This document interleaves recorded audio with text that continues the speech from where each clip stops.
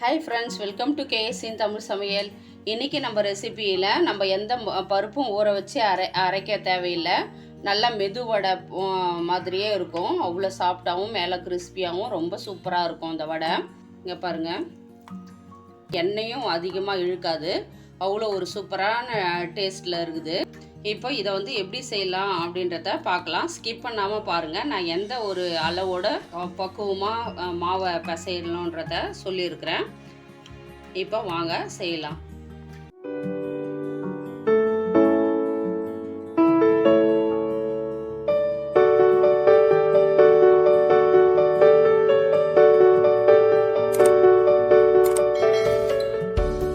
அதுக்கு ஒரு கப் வெங்காயம் பொடியாக கட் பண்ணி வச்சுருக்கிறேன். அதை சேர்த்துடலாம். தேவையான அளவு உப்பு, 4 பச்சை மிளகாய் பொடியாக கட் பண்ணி வச்சுருக்கேன், அதை சேர்த்துடலாம். கருவேப்பிலை, கொத்தமல்லி, ஒரு பிஞ்ச் சமையல் சோடா. இது எல்லாத்தையும் நல்லா கலந்துக்குவோம். நீங்கள் மைதா வேணான்னு நினச்சிங்கனாக்கா நீங்கள் கோதுமை கூட சேர்த்து செய்யலாம். ஆனால் மைதாவில் தான் நல்ல ஒரு டேஸ்ட்டு கொடுக்கும். அதனால் நான் மைதா எடுத்திருக்கேன். நம்ம அவசரத்துக்கு உளுந்தெல்லாம் ஊற வச்சு அரைக்கிறதுக்கு பதில் இந்த மைதா வடை அப்படியே உளுந்து வடை மாதிரியே நல்லா மொறுமொறுப்பாகவும் இருக்கும். இப்போ இதை நல்லா கொஞ்சம் கொஞ்சமாக தண்ணி விட்டு நல்லா பிசைஞ்சிக்கலாம். மேலே கிறிஸ்பியாக வரணுன்றதுக்காக பச்சரிசி மாவு ஒரு 3 ஸ்பூன் சேர்த்துக்கிறேன். நீங்கள் பச்சரிசி மாவு இல்லைன்னா ரவா கூட சேர்த்துக்கலாம். நல்லா மேலே கொஞ்சம் கிறிஸ்பியாக இருக்கும்.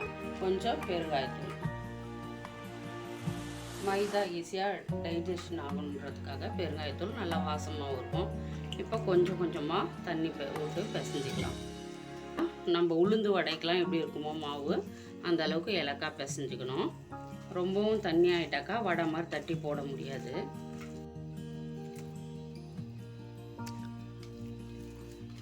பாருங்கள், இந்த அளவுக்கு இலக்காக இருக்கணும். நல்லா உளுந்துக்கு எப்படி அரைச்சி எடுக்குமோ அது மாதிரி இருக்குது பாருங்கள்.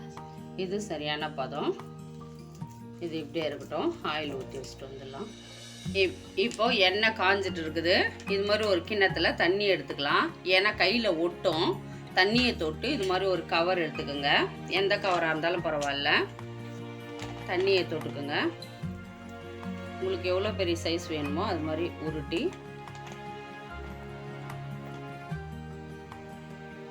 நடுவில் இப்படி ஓட்ட போட்டுருங்க.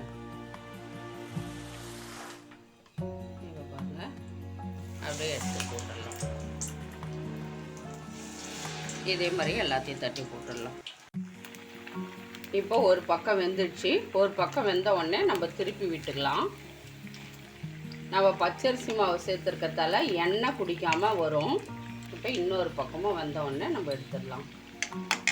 அவ்வளோதான். நல்லா இப்படி திருப்பி திருப்பி போட்டு எடுத்துடலாம். நல்லா கொஞ்சம் நிறம் மாறி வரும். பாருங்கள் எவ்வளோ சூப்பராக இருக்குது. இந்த நல்ல ஒரு கோல்டன் கலராக வந்த உடனே நம்ம எடுத்துடலாம்.